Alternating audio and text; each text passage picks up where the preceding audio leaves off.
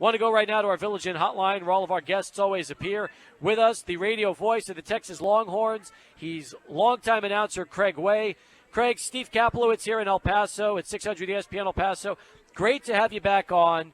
And I'm sure that even though it's been about 3 days, all people are still talking about in Austin is that ridiculous game that went down at DKR Stadium Sunday night.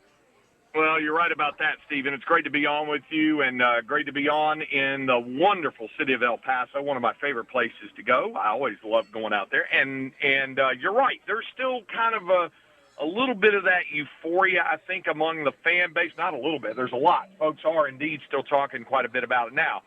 Having sat down and visited not only with Charlie Strong, but also with Sterling Gilbert as offensive coordinator and Vance Bedford as defensive coordinator, they have tried, as has the rest of the coaching staff, to make sure they get the players to put that behind them and move on and get ready for UTEP this week, because they don't want them living on the laurels of that win over Notre Dame and having UTEP come in and slip up on them. Well, let's put it this way, Craig, and it's funny because I've tried to keep in touch with the Austin media and see what's coming out of Austin, but I haven't seen a lot on UTEP right now, at least not as far as what we normally expect for an opponent, and I understand that. You know, Austin, UT has played well against UTEP in the past. They just got into the top 25 for the first time under the Charlie Strong era. They've got a ridiculous offense with that no-huddle system that's fun to watch, so I get it.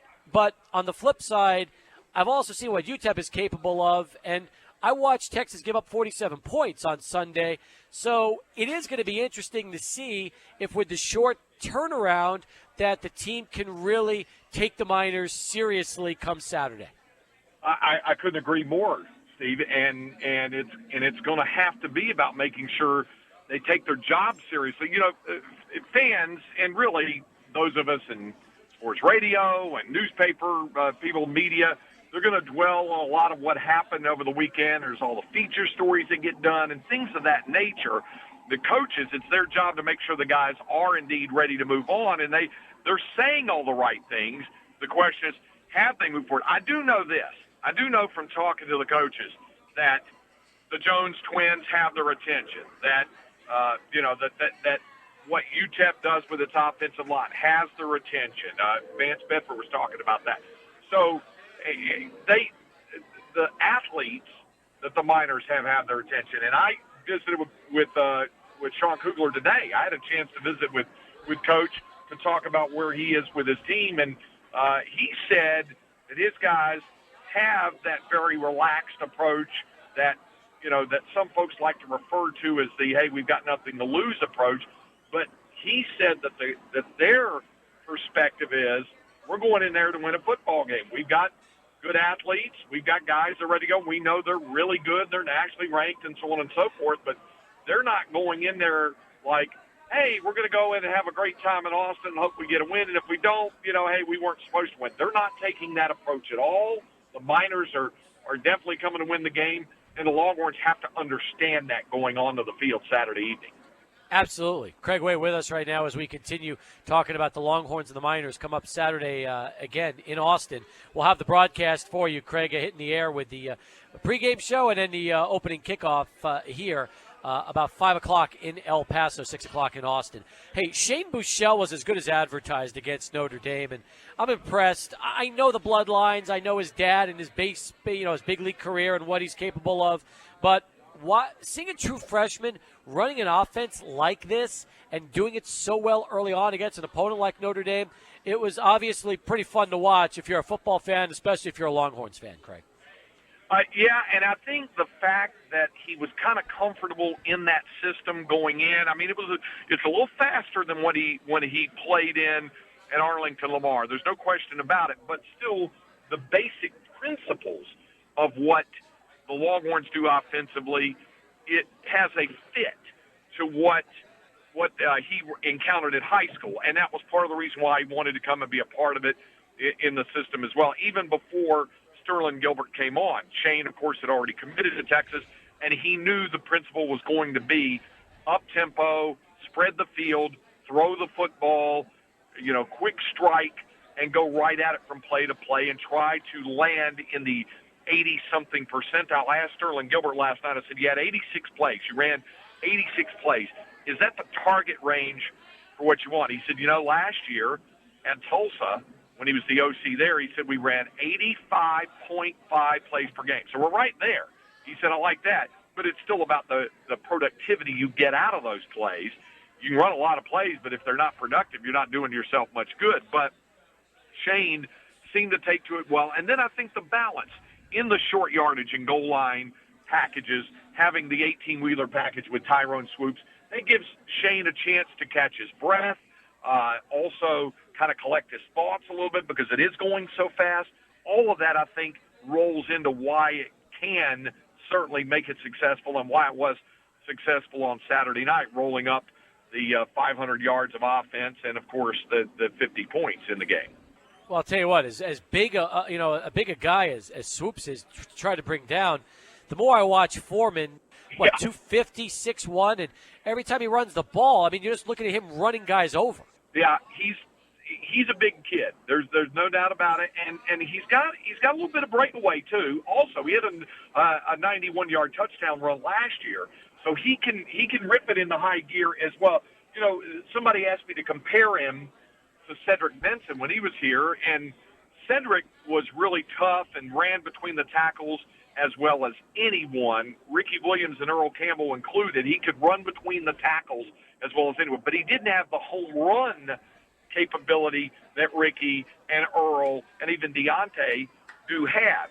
So Foreman does possess those things, and Chris Warren will do it as well. I'm expecting Chris Warren to get more carries on Saturday night as well, Steve. I think you'll see a little more balance in the offensive structure in terms of how they run the football on Saturday night with both of those backs, and we may even see the true freshman out of Katy High School, Kyle Porter, get a few more carries and a few carries as well. Craig Way with us on Sports Talk as we continue. Let me turn it around for a second. The Miners are going to come right at the Longhorns trying to run the ball. They've got a mammoth offensive line. You mentioned Aaron Jones. They got a kid, Quadres Wadley, a true freshman who had ran up 45 touchdowns last year as a high school senior. He's now the backup and played well in the game against New Mexico State. Knowing Texas and their defensive personnel and knowing what UTEP will try to do to go right at them and try to establish that run, how do you see that playing out Saturday? Well, in some ways, Steve, it'll be similar to what they saw from Notre Dame, only in that they're facing another huge offensive line.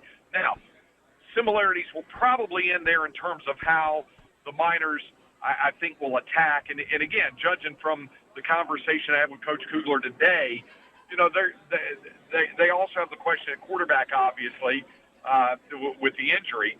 So I think they will try to see if they can certainly run the ball with Aaron. And what Vance Bedford, the defensive coordinator for UT, talked about today was how well that Jones can run behind the pads, run behind the offensive line. He can kind of duck and hide between them a little bit, and that makes it all the more difficult for a defensive front. He said we've got to be a little more measured also because of the quarterback situation. They're expecting to see more mobility back there at the quarterback spot in terms of, you might say, that run quarterback option thing, or at least the skill level being able to run the ball more than just being more the pocket passer.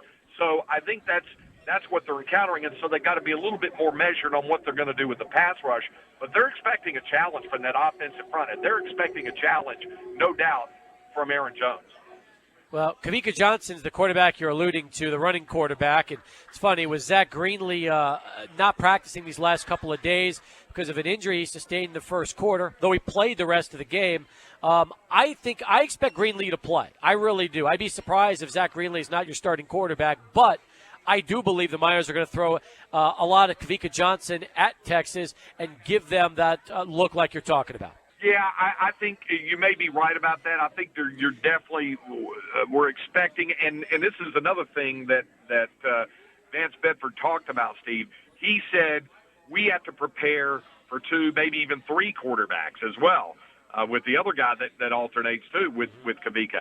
But they're expecting, I think, to see Kavika on the field. They said his mobility, that flexible mobility that he has, that could cause them problems. Greenlee, they know him being more of a pocket presence and being a pocket passer. Coach Kugler called Greenlee's status doubtful, but today is Wednesday, and he said, today's Wednesday. If I had to, if the game were today, he probably wouldn't play. He said, but there's still some time left. So you may be right. Zach may well be on the field. The question is, how fit can he be on Saturday? And even if he is able to go, I think we'll see Kavika out there as well. Craig, 20 seconds left. I know it's 100,000 capacity. How many should we expect Saturday for the game? I think it'll be pretty close, if not capacity. I mean, I don't think it'll be the 102 like it was for Notre Dame. There was so much hype and so much buildup for that. But I do think you'll see, close to 100,000. Fans are excited about it now and coming off that win. And, Steve, it's the last home game they're going to have for over a month. They won't have a true home game until October 15th. Yep. So I think there'll be another big crowd on Saturday. Looking forward to it, Craig. Great job. We'll have you on the air on Saturday evening, and we appreciate you coming back here and giving us a little time on Sports Talk. Steve, thank you. Look forward to being on in El Paso again this Saturday.